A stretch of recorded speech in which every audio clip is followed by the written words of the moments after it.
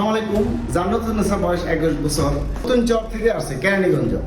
এখন আমরা তার টনসিল অপারেশন করবো। আচ্ছা বলেন তো আপনি কি সমস্যা জানা?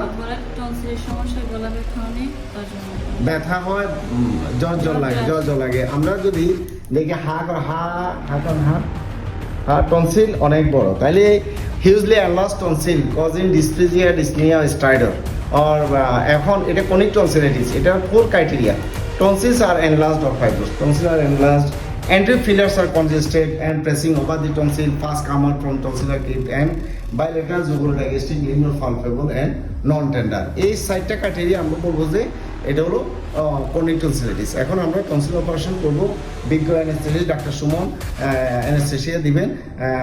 আপনি শুয়ে পড়েন, হ্যাঁ শুয়ে পড়েন। আমরা এখন জান্নাতের টনসিল অপারেশন শুরু করতেছি, গাউন করতেছি।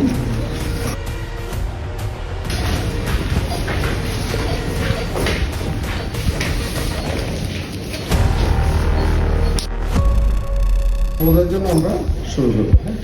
এটা বয়েলের হট গ্যাগ। এরপরে আমরা এত টাইট কেন?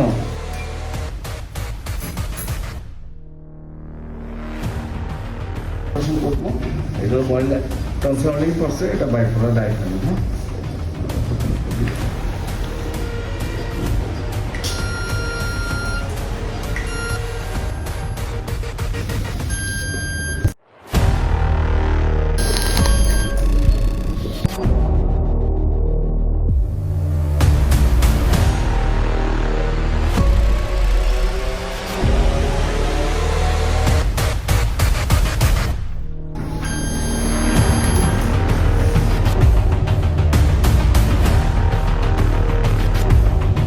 শেষ। টনসিল অপারেশন পরবর্তী কি হলো, 3 ঘন্টা পরে আমরা আইসক্রিম। পরবর্তী নির্দেশনা হলো খাওয়ার সময় ব্যথা করবে, ব্যথা সহ্য করে খেতে হবে, না খেলে ব্যথা বাড়বে, ক্রমাগত খাবার খেলে ব্যথা কমে যাবে, থুতু গিলে ফেলবেন। এখন কি খাবে? ভাত, মাছ, মাংস, ডিম, দুধ, ডাল, শাকসবজি, পানি, ফলমূল সব খাবে। নরম তরল খাবে।